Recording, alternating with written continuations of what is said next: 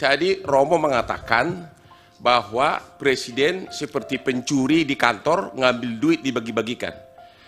Presiden mengambil uang bansos untuk dibagi-bagikan.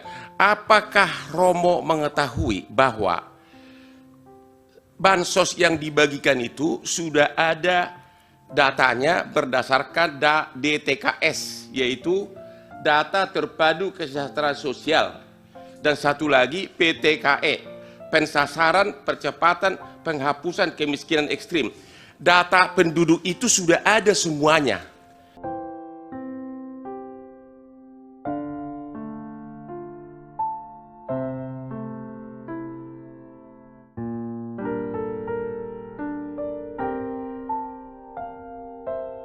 Pembagian bantuan sosial.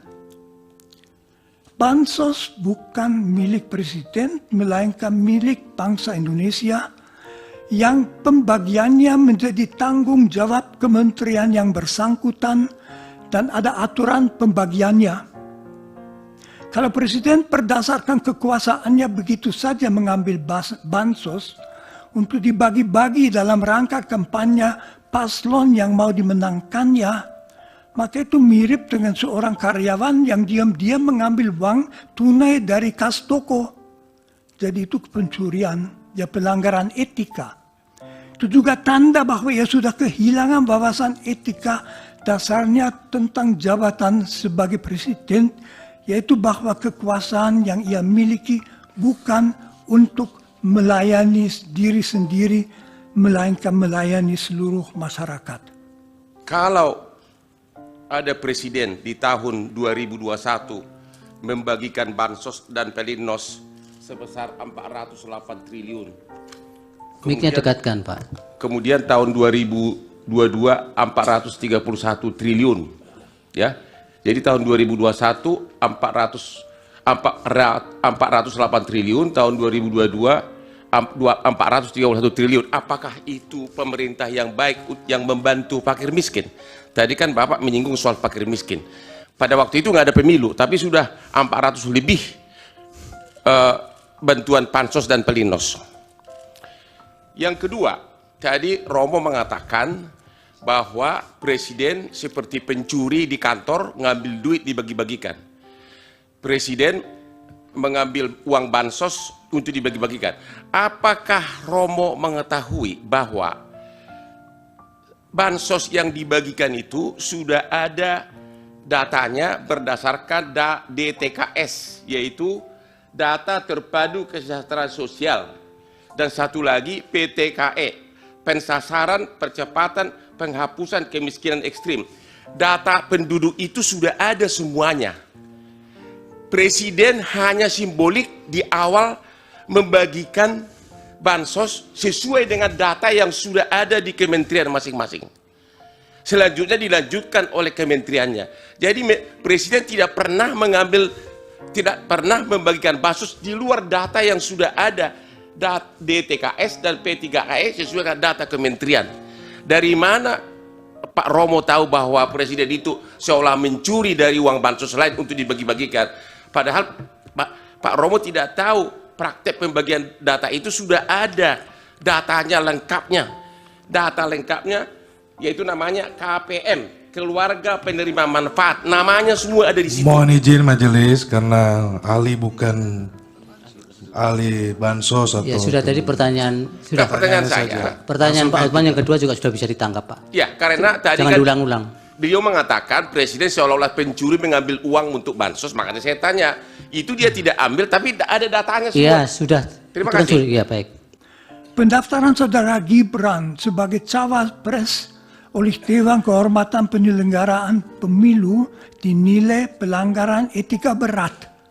Karena pendaftaran itu dilakukan meskipun Majelis Kehormatan Mahkamah Konstitusi menetapkan keputusan Mahkamah Konstitusi yang memungkinkannya sebagai pelanggaran etika yang berat. Saudara ahli, kita paham dalam filsafat bahwa etik adalah filsafat tentang moral, filsafat tentang praksis manusia. Apa yang dikatakan Immanuel Kant, du sollst nicht apa yang harus, apa yang wajib, apa yang tidak wajib. Kan mengatakan bahwa norma-norma moral semacam itu tidak dibentuk oleh manusia, oleh satu lembaga atau negara atau apapun, tapi sesuatu yang lahir dari konsen manusia. Dan karena itu dia tahu mana yang salah, mana yang benar, mana yang baik, mana yang buruk. Kalau kita mengikuti filsafat semacam itu, kita sampai pada kesimpulan bahwa norma etik sebenarnya lebih tinggi daripada norma hukum. Bukankah Aquinas mengatakan bahwa norma hukum yang bertentangan dengan norma moral tidak pantas dianggap sebagai suatu norma hukum? Itu dalam semua teologia yang tentu Romo lebih paham daripada saya. Pertanyaannya, pada sisi lain kita mengenal teori tentang hierarki perundang-undangan, hierarki norma di dalam hukum itu sendiri. Kita mengenal ada norma yang lebih tinggi, yang bersifat lebih mendasar, ada norma menengah, ada norma rendah, ada norma yang bersifat pengaturan-pengaturan teknis. Saya agak khawatir Romo confuse, Romo, antara etik dalam filsafat dan etik yang dibicarakan dalam forum ini, yaitu etik yang terkait dengan kode etik yang menjadi kewenangan dari Mahkamah MK, jadi kewenangan DKPP untuk melakukan pemeriksaan dalam satu proses peradilan etik. Etik seperti itu, saudara saksi, agak berbeda dengan etik yang kita pahami dalam filsafat.